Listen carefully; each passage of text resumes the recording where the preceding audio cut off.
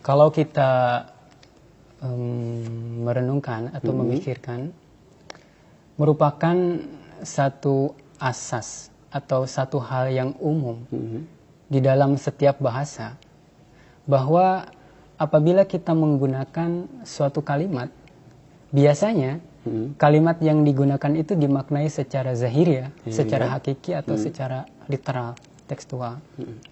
Nah, tetapi apabila terdapat sebab yang karena sebab tersebut terbukti bahwa apabila kita memaknai kalimat itu secara zahiriyah, secara letterlek, maka makna yang timbul akan bertentangan dengan ayat-ayat suci Al-Quran, bertentangan dengan hadis-hadis sahih, bertentangan dengan akal sehat manusia, bertentangan pula dengan ajaran mendasar dari agama, maka di situ kita tidak bisa memaknai atau mengartikan kalimat itu secara letterlek, secara zahiriyah.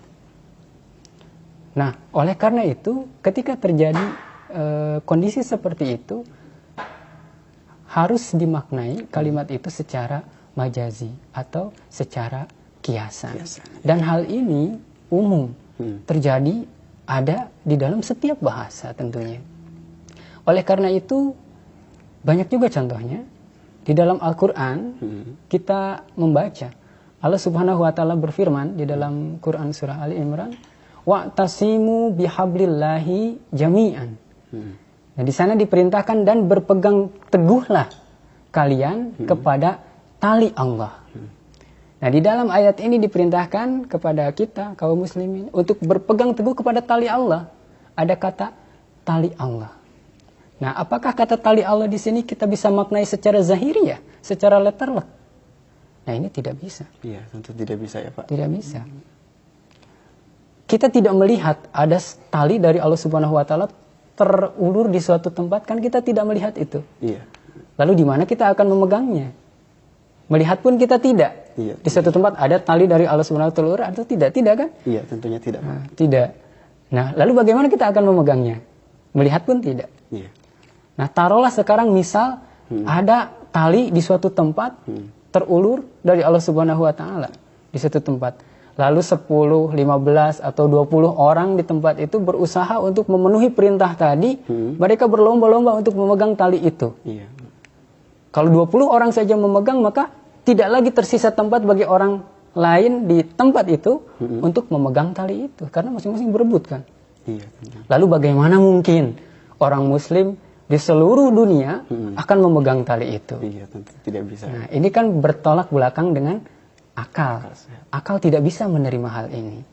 Nah, oleh karena itu, karena kalimat tadi jika dimaknai secara zahirah akan bertentangan dengan akal, akal tidak bisa mencerna itu, mau tidak mau, dalam kondisi itu, kita harus memaknai itu secara majazi atau secara kiasan.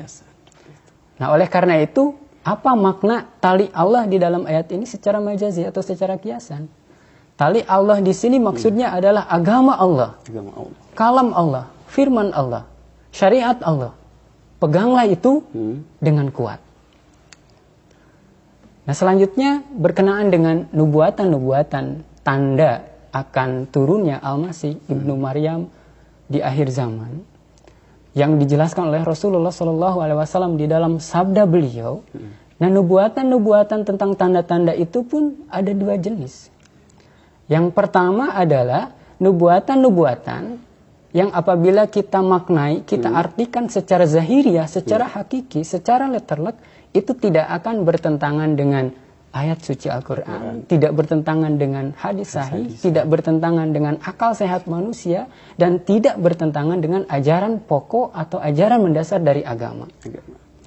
Lalu bagaimana contoh-contoh nubuatan yang bisa dijelaskan secara harfiah, Pak?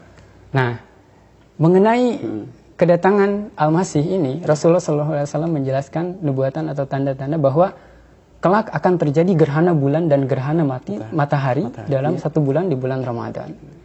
Nah, ini tidak bertentangan dengan ayat Al-Quran. Terjadinya gerhana tidak bertentangan dengan ayat Al-Quran, tidak pula bertentangan dengan hadis. Di dalam ayat yang lain dijelaskan salah satu tanda bahwa kelak binatang-binatang atau hewan-hewan akan dikumpulkan. Ya, seperti kebun binatang ya Pak? Nah, iya, kebun binatang. Nah, ini kan tidak bertentangan dengan ayat Al-Quran, tidak bertentangan dengan hadis. Bahkan hal ini tergenapi secara zahir ya, secara letterlek sesuai dengan apa yang tertulis di dalam tanda itu. Nah, ini tidak bertentangan. Kita menyaksikan di berbagai tempat sekarang banyak ada kebun binatang, Iya, benar. di mana di dalamnya berbagai jenis hewan disatukan, dikumpulkan. Nah, kalimat demi kalimat dalam nubuatan tadi tergenapi secara zahiriyah. Ada pula tanda yang mengatakan bahwa nanti di akhir zaman ketika turunnya Isa, unta-unta tidak akan lagi berfungsi. Unta-unta tidak lagi berfungsi. Iya. Kalau kita melihat fungsi unta di zaman dahulu itu sebagai apa?